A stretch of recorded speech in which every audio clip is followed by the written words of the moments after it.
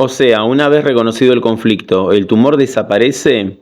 Bueno, mi respuesta es no necesariamente, porque sería una simplificación enorme creer que el solo hecho de tomar conciencia del conflicto biológico alcanza para que el programa biológico termine o desaparezca o deje de manifestarse.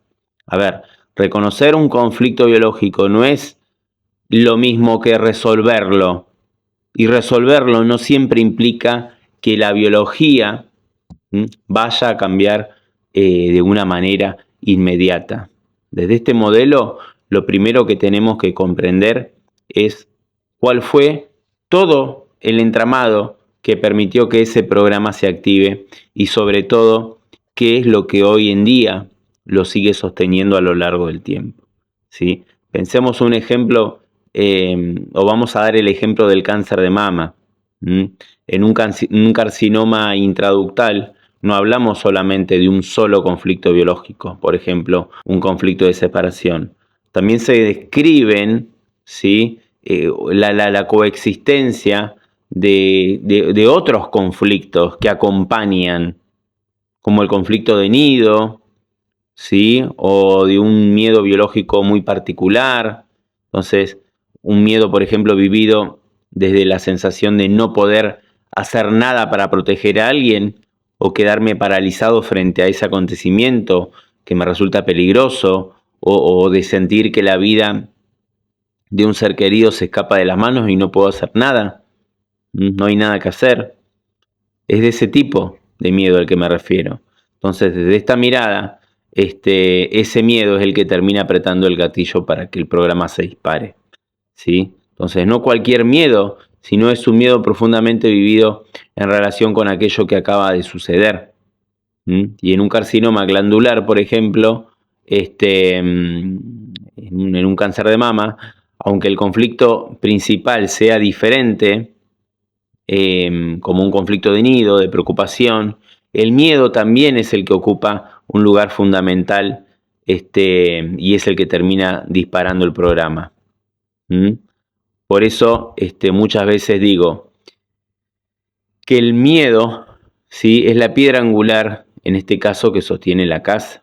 Es el eslabón que mantiene activo el programa y cuando esa percepción de peligro o de amenaza continúa, aunque el acontecimiento original ya se haya resuelto o haya terminado, entonces no alcanza con decirle a una persona, bueno, ya encontré el DHS.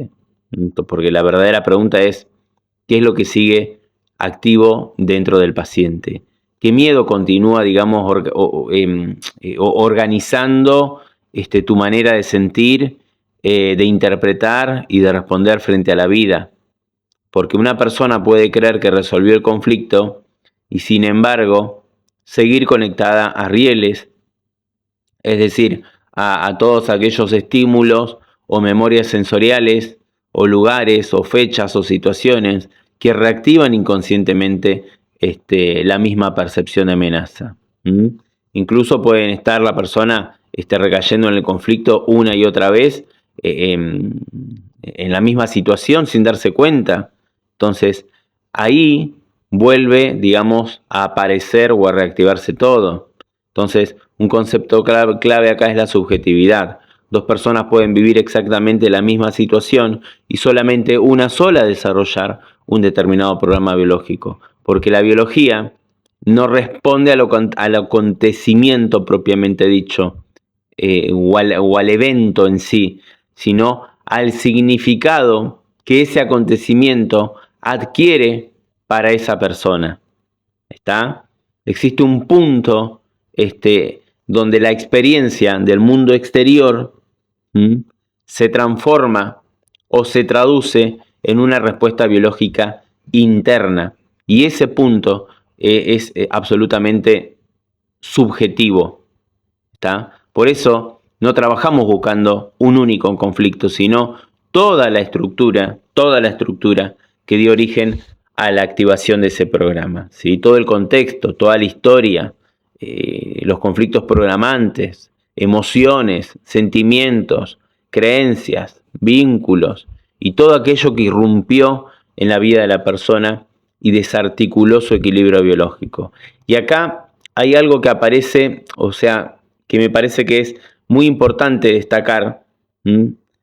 Pensar que todo se resuelve simplemente encontrando o el conflicto biológico o el DHS es una visión demasiado simplista, es muy reduccionista, es muy superficial que un proceso que es infinitamente más complejo se resuelva de esa manera. Ojalá fuera tan sencillo como decir, descubrí tu DHS y el tumor desaparece de un día para el otro. No es así. La realidad es que la transformación profunda para que esto se genere rara vez ocurre de esa manera. En algunos casos sí, pero resolver un conflicto muchas veces implica tomar decisiones que venís postergando desde hace muchos años quizás, o implica cambiar la forma en que te relacionás con una determinada persona, con tu trabajo,